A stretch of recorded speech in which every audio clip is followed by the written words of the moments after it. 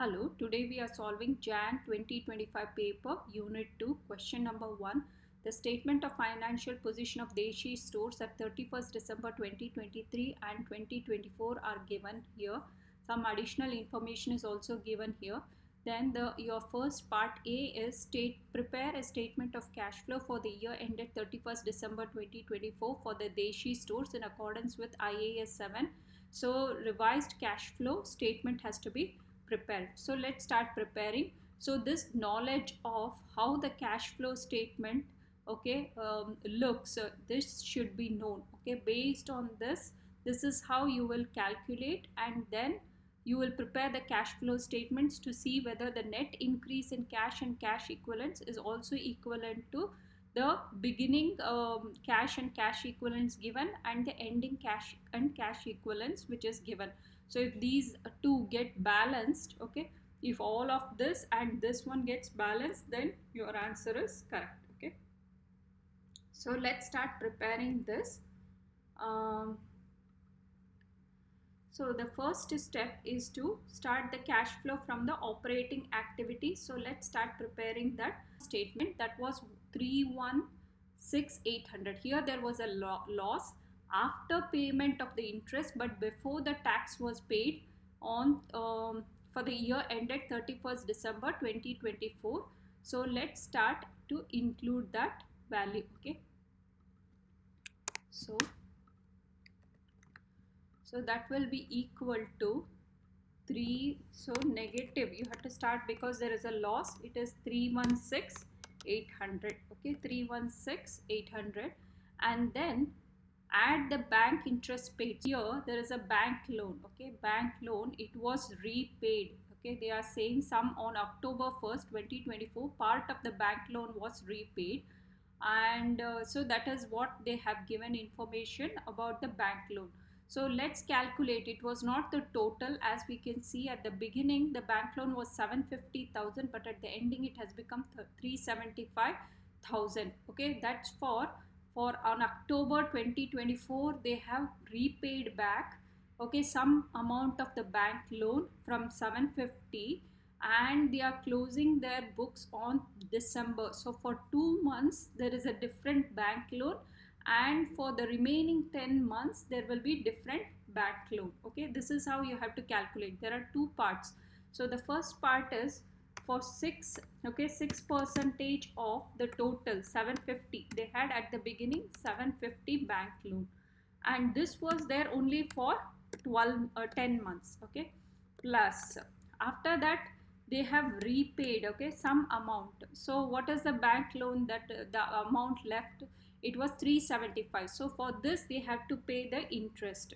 So it will be equal to 6 percentage of, okay, 375,000.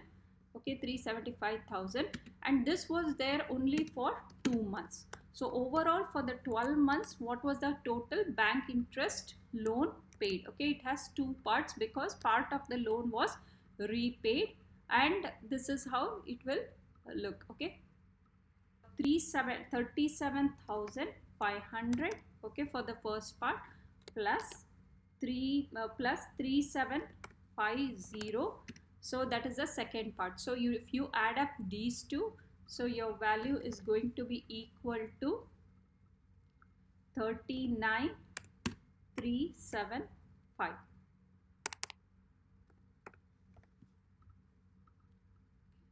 This is the changes to the bank interest payment. Okay, this is the changes to the bank interest payment, that is 39,375. Okay, then so then this is also the same amount of value you will add and subtract because bank loan interest has been accounted for.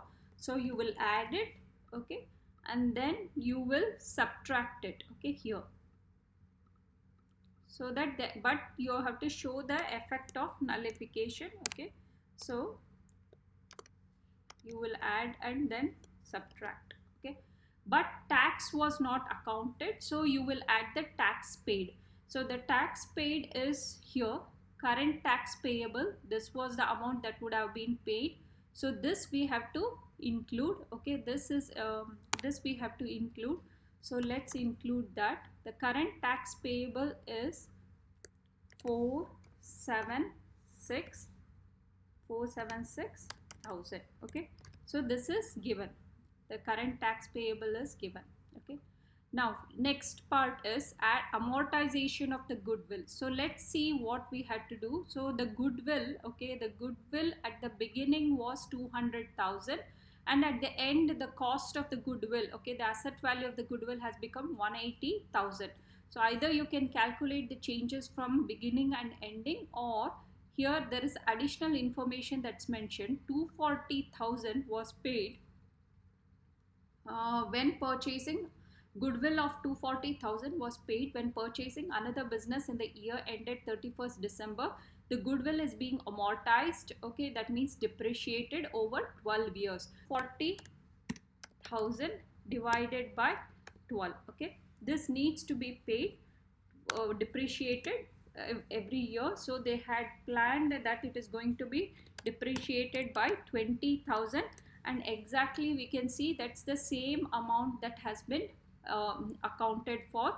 So we will just include that also. Okay, so 20,000, so that is equal to 20,000.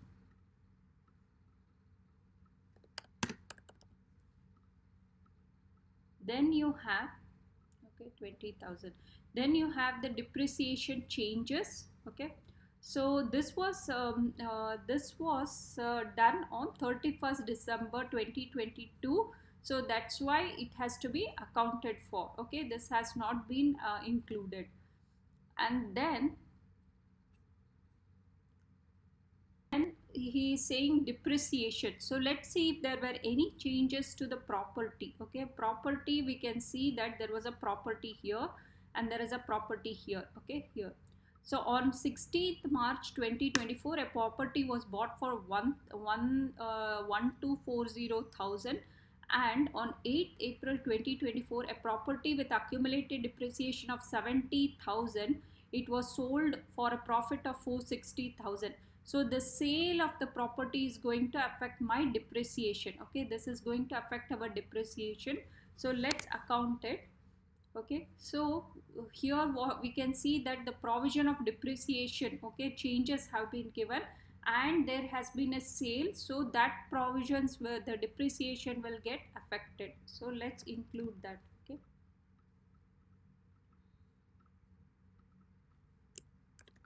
so first at the, we have to start with the beginning depreciation, 4,120,000. Okay, 4,120,000 minus the property that was sold. Okay, that sold had an accumulative depreciation of 70,000. So you will remove this, okay, this depreciation. Then, okay, at the ending, okay, what the ending was, ending depreciation, what we have to subtract 4,240,000.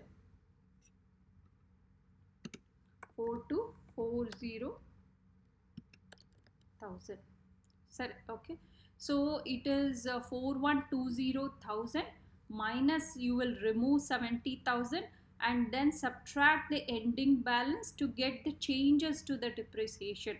So this value is going to be equal to 190,000. Okay, so this value is going to be equal to 190,000.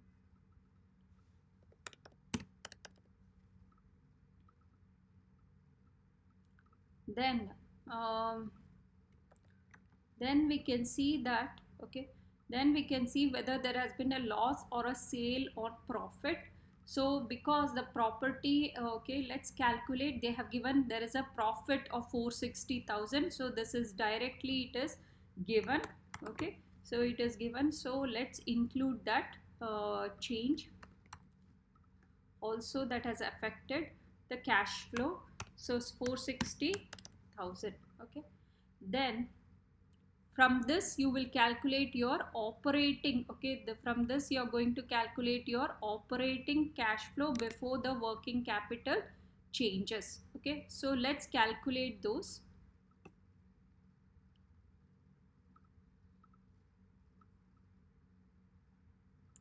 So 3 minus 316,800 plus 39,375 plus 20,000 plus 190,000, and this one profit we have to subtract, because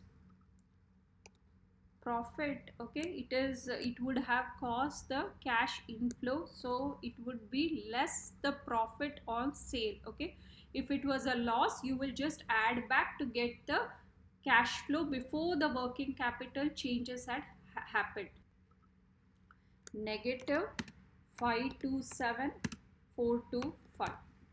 Okay, then inventory changes we have to include. Okay, any decrease in inventory or decrease in trade receivables or decrease in other receivables, you will have to add. But if it was a increase in inventory or increase in trade receivables, you will have to subtract. Okay, and for the trade payables and other payables, okay, the way it works is any increase, okay, any decrease in trade payables you will have to subtract, and any increase you will have to add. Okay, any increase in trade payables and other payables you will have to add. Okay, so this is how it works. Okay, so you will have to remember all this and account accordingly. So let's see whether the inventory has increased or decreased. So here we can see that there has been a decrease in inventory, so you will have to add that value. Okay, so let's account this. So any decrease, okay, in inventory, 4,483,000 minus 4,191,000.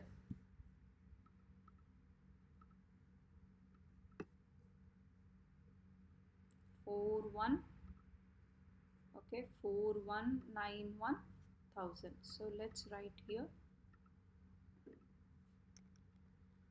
4,191,000.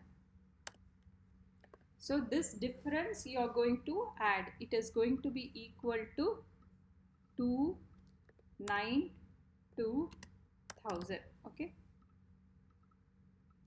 and then trade in trade receivables we will see. Okay, trade receivables is 1,312,000 and there is a decrease to 1,187,000. So this is also a decrease. So you, whenever you see a decrease, you will have to immediately include the term add, so that you remember to add any changes to the trade receivables. Okay, so here let's include, okay, let's calculate the decrease amount. So it is from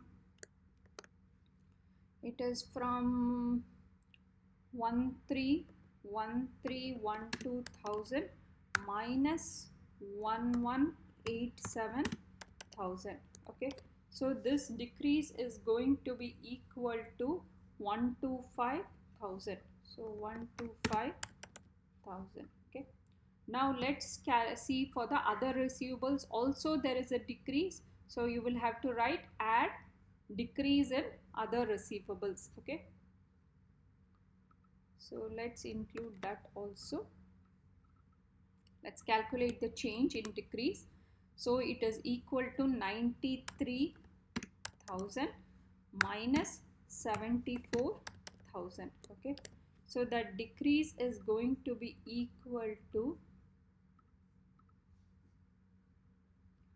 19,000. Okay, it is equal to 19,000. And then we have to see what is the trade payable changes. So here we can see that the trade payables has decreased, so you will have to less the trade payable decrease. Okay, so let's include let's calculate first the decrease in the trade payables that has happened. So it is equal to 1,087,000 minus 946,000. Okay, so this is equal to 141,000. Okay, there has been a decrease, so the decrease amount is 141,000. So you will have to less this, so 141,000. then add any increase. Okay, increase in trade other payables has happened, so you will have to add those two. Okay, so from 38,000 it has become to 41,000. Okay, so let's calculate the change first. So 38, okay, 38,000 minus 41,000, so that is equal to 3,000. You will have to add that. Okay, so now we have to calculate what is the cash generated from the operations. Okay, so let's calculate that.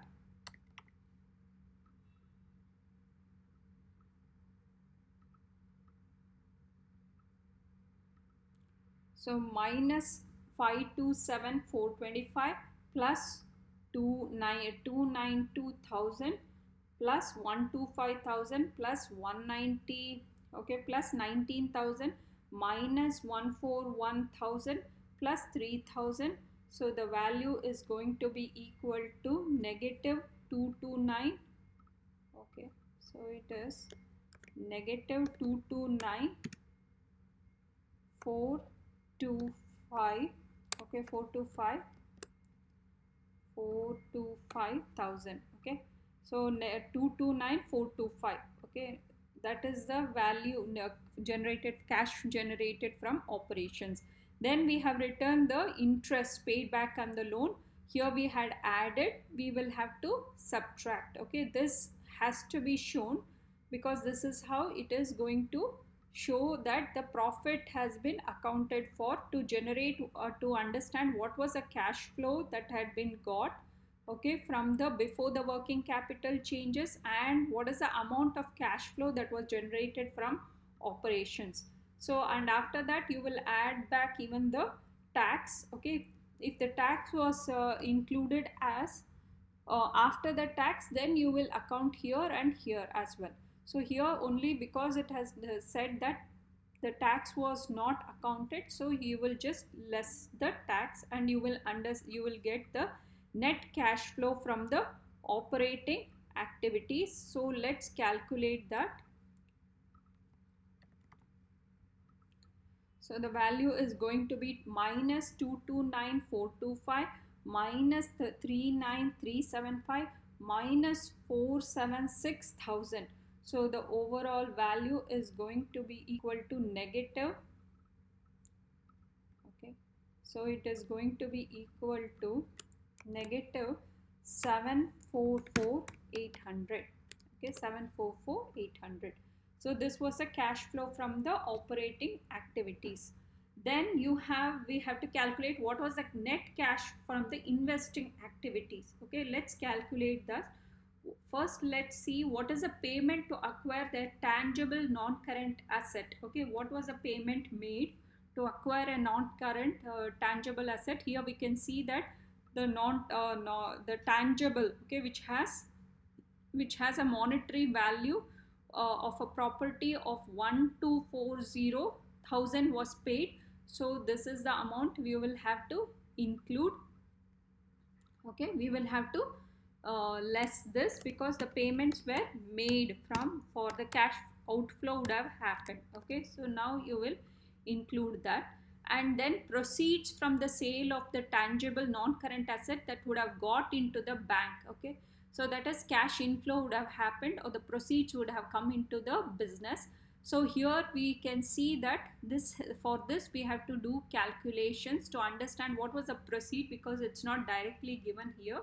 So let's calculate the proceeds. Okay, to calculate the proceeds we should see what is the cost changes, and then we have to understand what was the cost of the property sold. Okay, here the cost of the property sold is not given, only the profit is given, accumulated depreciation is given.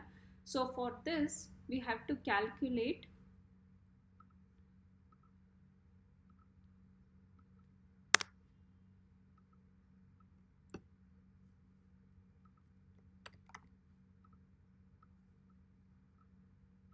So let's calculate. First, we have to understand what is the cost of that property sold. Okay, At the beginning, okay, at the beginning we can see that at the beginning there was a property value was 16750. Okay, at the beginning the property value was this much. Okay, and then at the ending, so it was 16750,000, and at the ending the property value had become 16. Okay, the property value had become 16,625, and we had also bought a property. So let's account these these and then find what is the cost of the property sold. So if you can see this, okay, opening balance plus any property bought minus any property sold would be the ending balance. So this would have been the formula. Okay, so usually the formula for the property sold would be, okay, so how the changes would have occurred is, okay, for the cost changes, okay, cost changes for PPE, okay, this is going to give 16750. So opening balance, okay, plus property or the asset bought. Okay, we can just write asset, okay, non-current asset bought minus asset sold. So that would be the ending balance. Okay, that would be the ending balance. So to find the value of asset sold, okay, to find the value of asset sold, what I am going to do is I am going to include the same, okay, opening balance plus the any asset bought minus ending balance, okay, is going to give me the value of asset sold. Okay, that is going to give me the value of asset sold. So from this formula I am going to calculate the value of the cost of the asset sold. Okay, so as we can see here, the beginning balance was 16,750,000, okay, plus the property bought was 1240,000 minus the ending balance, which was 16,625,000. Okay, that is equal to the cost of the property sold, which is 1365,000. Okay, so now this cost, okay, 1365, okay, the cost plus the profit we have to add, so 1365,000. So after this, okay, after this, how will you calculate the proceeds? Okay, proceeds is equal to the cost of property sold plus the profit gained. Okay, so the cost or the book value of this represents the book value, okay, book value of the property sold. So it is going to represent the cost or the book value of the property sold, and plus the profit that is going to give us the proceeds, okay, to the bank, okay, proceed that is got to the from the sale of the non-current assets. So 1365,000 plus 460,000. So that is equal to 1825,000. Okay, so this is what I will have to include here. So this is cash that would have come into the business, cash flow into the business. So it is equal to 1820,000. So these are the proceeds that would have come into the business. Okay, then after that, okay, we will have to calculate what is the net cash flow from the investing activities. Because of this, what is the net cash flow that would have happened from the investing activities? So 1,240,000, and this one is a positive. Okay, this one is positive because it has a cash inflow. So and plus 1,820,000, so that is equal to, so that is equal to 5,585,000. Okay, this is the cash flow that would have happened. Then let's calculate what was the cash flow from the net cash flow generated from the financing activities. So they had generated some finance through the issue of shares. So let's calculate here. Okay, let's calculate this. First one, there is a issue of shares. They are talking about it. On 15th Jan, they received a final dividend of this. On 24th, preference shareholders got dividend. Okay, these represents the dividend. Okay, we have to pay the dividends. Then interim dividend. Okay, one more dividend. We have to include this also. And then they are saying here there is an issue of shares. Okay, there is an issue of shares of a worth. Okay, issue of shares here they are talking on 23rd August 2024.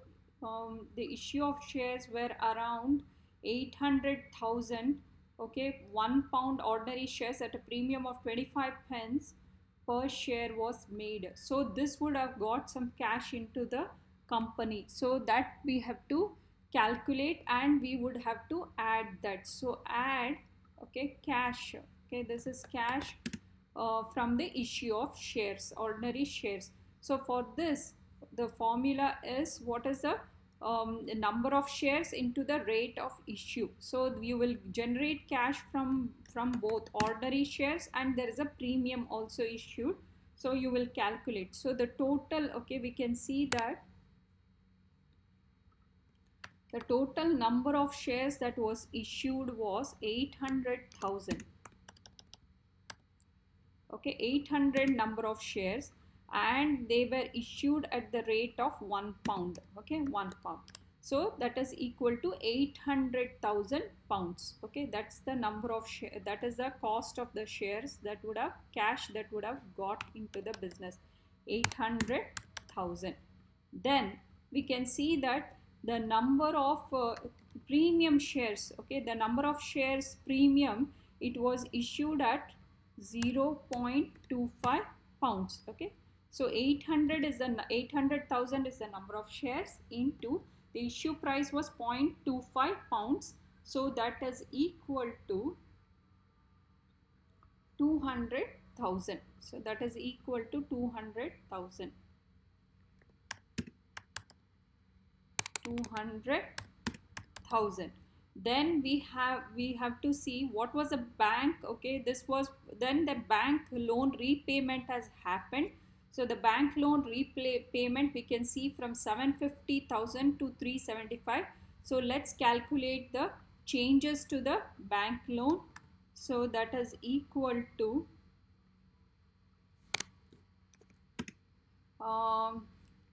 750,000 minus 375,000. So that is equal to 375,000. Okay, that is equal to 375,000. So that was repaid. So it is cash outflow 375,000. So you will have to subtract that the repayment of the bank loan that has happened. Then there were final dividends paid. So this is also going to generate, okay, this is also result in cash flow. Okay, so it is going to cash outflow. So you will have to less all the dividends paid. Okay, preference shares also you will have to pay. So you will have paid the dividends for the final, interim and preferential shares. So let's see how much is the worth you have given. So first one is the final dividend. Okay, the final dividend was paid, and at the rate of 1.8 or pence or 0.018 per share was paid. 1,000 shares.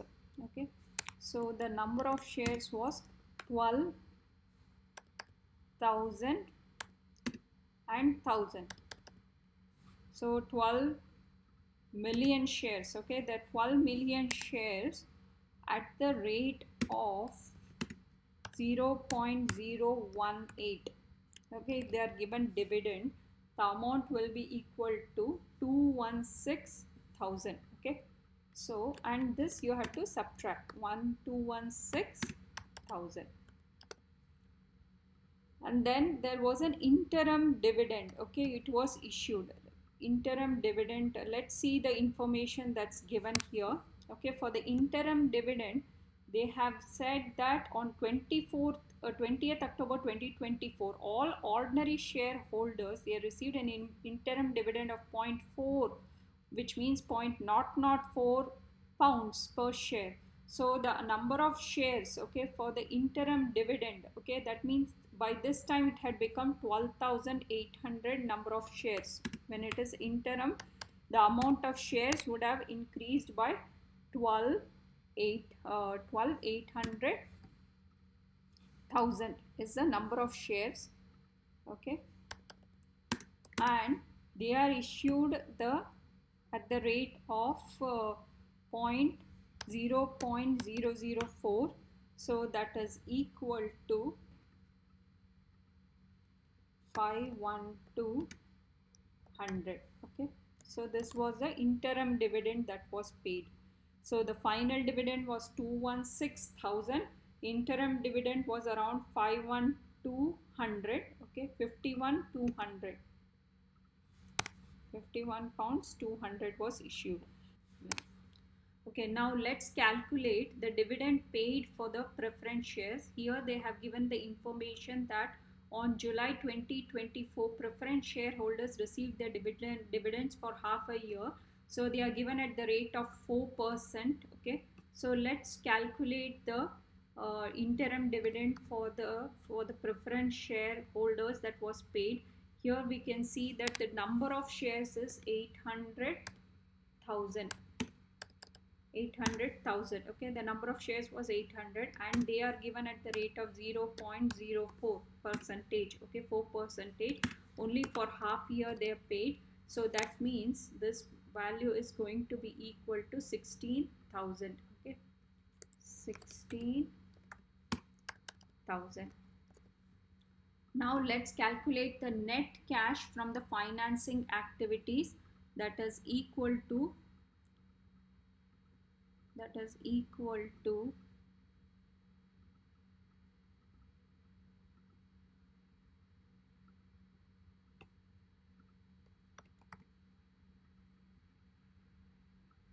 okay, net cash from the financing activities, so that is equal to 341,800. 341,800. Okay, this was the cash that was generated from the financing activities. Okay,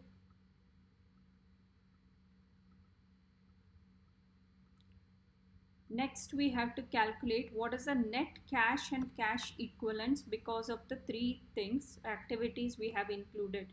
So the first one is the operating activities which we had done. Okay, the net cash from the operating activities, and then you have the net cash from the financing activities, and then you have the net cash from the investing activities, and then you have the net cash from the financing activities. Okay, financing activities. So let's add up all the three and see what is the cash equivalent generated. So A plus B plus C. So minus 744. Okay, minus 744,800. Okay, minus 744,800, and then you have the cash from the investing activities to be around. Okay, the cash from the investing activities to be around 858,000. So plus 8585, sorry, plus 585,000 plus then the net cash from the investing activities, which is equal to 341,800. So 341,800. So that is equal to 182,000. Okay. So that is equal to 182,000. 182,000. So this was a net cash that was generated from the three. Okay, A plus B plus C. Now let's see whether it tallies with the cash and cash equivalents given. So at the beginning, okay, the cash and the cash equivalents, okay, given at the beginning of the year, it was an overdraft. Okay, it was an overdraft here, 76,000. Okay, this is what is the cash at the beginning was. It was equal to negative 76,000. Okay, and at the end it was equal to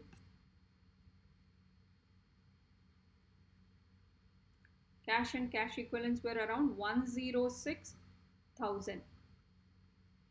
106,000.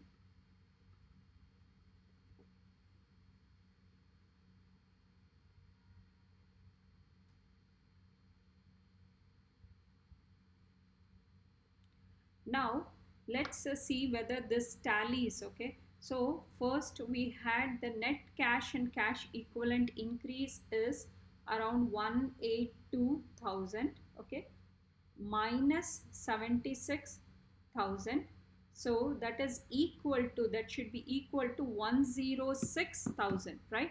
So the net, so then it is correct. Okay, so if it represents, okay, 182,000 minus 76,000, it is equal to the closing balance. Okay, this is the closing balance. So then your answer is correct. So this is the net increase in cash equivalents that I will have to include so that all are balanced. So then we can say that the ending cash balance is correctly tallying with whatever calculated we have done for the net increase in cash and